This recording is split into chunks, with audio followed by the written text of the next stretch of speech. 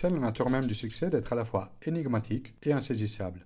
Par un dessin ironique de la nature, le succès est une condition qui doit être attirée et non pas poursuivie. Les fondements de la pensée de Jim Rohn est que, afin d'avoir plus, on doit d'abord devenir plus. Jim Rohn est un des fondateurs du développement personnel aux États-Unis. Il est une vraie référence. Dans son ouvrage Les 5 clés du puzzle de la vie, il souhaite nous présenter 5 principes qui représentent les bases de la réussite personnelle. Ces 5 clés sont notre philosophie, notre attitude, notre activité, nos résultats et notre style de vie. Notre philosophie personnelle établit notre attitude individuelle. Notre attitude détermine à la fois la quantité et la qualité de notre activité. Cette activité produit des résultats en conséquence, et les résultats procurent le style de vie que nous recherchons. La première clé est donc notre philosophie. Elle représente la pierre angulaire dans les fondations de notre vie. La manière dont nous choisissons de penser est un facteur majeur dans l'atteinte de nos objectifs. C'est l'ensemble des pensées, idées et informations à l'intérieur de notre cerveau qui forment notre philosophie. Cette dernière ensuite influence nos habitudes et notre comportement. Chaque jour, nous recevons des inputs d'une multitude de sources, la famille, les médias, les amis, les collègues, aussi les livres que nous lisons et ceux que nous écoutons ou observons. Dans l'âge adulte, chaque nouvelle information est filtrée par notre philosophie. Tout ce qui est aligné avec elle est ajouté à notre mémoire comme preuve ultérieure de ce que l'on pense déjà. Tout ce qui semble contredire nos croyances est souvent écarté rapidement. Notre philosophie détermine notre système de valeurs. Par exemple, si quelqu'un décide de se lever très tôt afin de profiter de plus d'opportunités et de réaliser plus de choses, qu'est-ce qu'il fait vraiment? Il est en train de faire ce que sa philosophie lui a appris à avoir de la valeur. À l'opposé, celui qui décide de se lever chaque jour à midi est aussi en train de faire ce qu'il considère important. Évidemment, le résultat de ces deux différentes philosophies sera aussi très différent. Notre philosophie peut être comparée à l'orientation des voiles sur un bateau. Les vents des circonstances soufflent continuellement sur chacun de nous. Selon Jim Rohn, nous tous traversons les mêmes vents favorables et contraires au long de notre vie. Qu'est-ce qui fait donc que deux individus naissant dans les mêmes conditions et désirant atteindre la même destination se retrouvent finalement à des endroits très différents? Eh bien, c'est la manière dont ils ont choisi d'orienter leur voile. Ce n'est pas tellement ce qui nous arrive qui détermine la qualité de notre vie, sinon la manière dont nous choisissons d'y réagir. Et c'est notre philosophie qui définit notre réaction. Dans la vidéo Changer d'état d'esprit, j'introduis de possibles philosophies sur nos propres qualités. Une qui favorise des comportements nuisibles, l'autre des comportements constructifs. C'est à chacun de nous de choisir laquelle nous souhaitons adopter dans nos vies. La deuxième clé est notre attitude. Si la philosophie concerne principalement notre côté logique, l'attitude représente plutôt notre côté émotionnel. Ce que l'on connaît détermine notre philosophie. Ce que l'on ressent détermine notre attitude. Plus que nos pensées, ce sont nos émotions qui nous inspirent à agir dans l'immédiat, ou alors nous immobilisent complètement.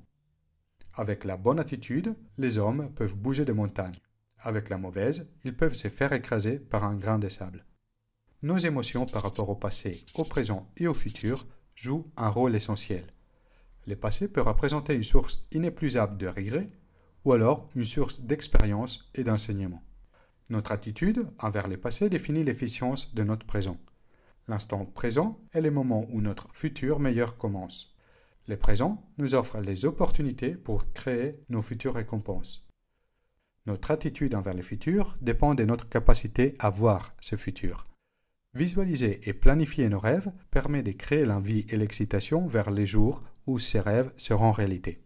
Cela nous permet de créer la discipline nécessaire à œuvrer régulièrement pour leur réalisation. La troisième clé est notre action. Ce que l'on connaît et ce que l'on ressent, notre philosophie et notre attitude, représentent simplement le potentiel de notre réussite. L'effet d'atteindre ou pas nos objectifs est finalement déterminé par notre activité. Tout le monde dit de vouloir réussir, mais pour que le succès soit en réalité, il faut que notre niveau d'activité soit équivalent à notre niveau d'intention. Nous allons tous prouver une de ces deux peines, celle de la discipline ou celle du regret.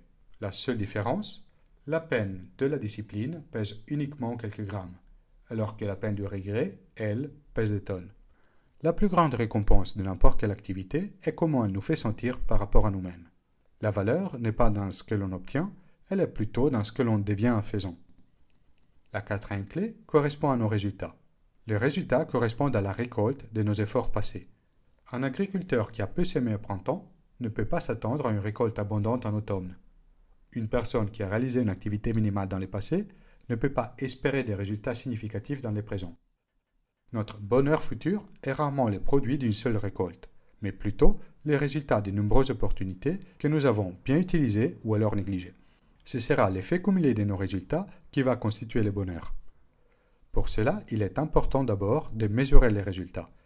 Nos biens matériels, l'argent, la maison, la voiture que l'on possède, ou encore la personne que nous sommes devenus. Dans la planification d'un meilleur futur, le focus principal doit être de devenir plus de ce que l'on est. Tout ce que l'on a dans la vie, d'un point de vue matériel comme immatériel, est le résultat direct de ce que nous sommes. La cinquième clé est notre style de vie. Le style de vie est le résultat final de notre quête personnelle, poursuivi à travers notre philosophie, attitude, activité et résultats. Le style de vie correspond à comment nous choisissons de vivre et de comment nous créons notre vie. Beaucoup de monde attend le succès avant de créer le style de vie dont il rêve. Mais Jim Rohn nous avertit. Un style de vie raffiné et cultivé est autant la cause que le résultat du succès. Il ne s'agit pas de dépenser beaucoup d'argent pour avoir un style de vie riche. Il s'agit de chercher consciemment les occasions pour croître, pour devenir meilleur, pour cultiver ses passions et ses intérêts. Et il s'agit également de mieux apprécier les vraies valeurs de la vie. Créer le style de vie que nous rêvons avant d'avoir accompli tous nos objectifs est une source très importante d'inspiration, qui donne plus de valeur, plus de signification et plus de productivité à nos efforts. Pour terminer, Jim Rohn insiste sur l'utilité d'avoir un sentiment d'urgence dans le développement et le raffinement de nos 5 clés. Il est vrai que nous avons devant nous tout le temps nécessaire à réaliser nos rêves et contribuer dans le monde. Mais si nous ne décidons pas d'agir tout de suite pour perfectionner nos 5 clés, nous risquons de voir défiler les heures, les jours, les mois et ensuite les années sans de réelle avancée vers le style de vie que nous désirons. Merci d'avoir regardé cette vidéo. Qu'en pensez-vous de ces 5 clés? Laquelle vous maîtrisez et laquelle vous pose le plus de problèmes? Répondez dans les commentaires ci-dessous.